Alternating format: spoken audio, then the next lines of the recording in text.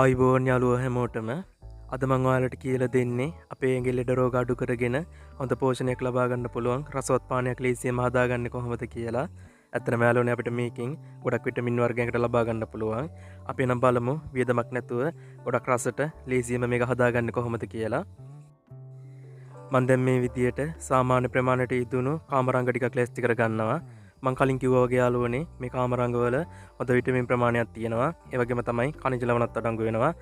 හැබැයි මේවයි ඔක්සලේට් ප්‍රමාණය ටිකක් වැඩි නිසා වකුගඩු අමාරු සහ දීර්ඝකාලීනව බෙහෙත් බොන කට්ටියන්ට මේවා හොඳ නැහැ. ඒ අරුණම අනිත් අයට සතියකට පාරක් වගේ මේවා කෑවට බිව්වට කිසි ප්‍රශ්නයක් නැහැ. දැන් මම මේ විදියට කාමරංග ටික පොඩි කෑලි වලට කපා ගන්නවා. ඔයාලට මේකට හොඳ පාටක් වගේම රසයක් ගන්න ඕන නම් හොඳින් ඉදුණු කාමරංග අරගන්න. දැන් මම මේ විදිහට කපාගත්ත කාමරංග ටික බ්ලෙන්ඩර් කප් එකට දාගෙන මේක වැහෙන ප්‍රමාණයට වතුර එකතු කරගන්නවා. එකතු කරගෙන මේ ටික හොඳින් බ්ලෙන්ඩ් කරගන්නවා. ඔයාලට ඕන රස අනුව මේකට ලුණු එකතු කරගන්න. ඒ වගේම තමයි කැමති නම් සීනි සහ දෙහිත් එකතු කරගන්න පුළුවන්.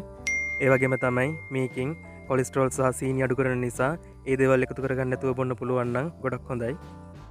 මේ විදිහට මේක හොඳින් බ්ලෙන්ඩ් කරගත්තන් පස්සේ මම මේක පෙරා ගන්නවා. ඉතින් මේ වීඩියෝ එකේ පේනවා වගේ ගොඩක් වාසේ අපිට මේ ජූස් එක බිව්වොත් ලැබෙනවා.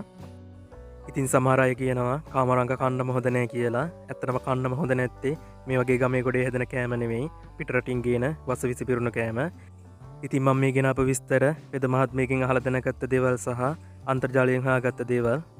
ඉතින් ඔයාලටත් වැඩිදුර විස්තර දැනගන්න පුළුවන් වෙන්න ඒ දේවල් වල ලින්ක් එක මම වීඩියෝ එක පහලින් දාලා තියෙනවා. ඉතින් ඔයාලට බලන්න පුළුවන්.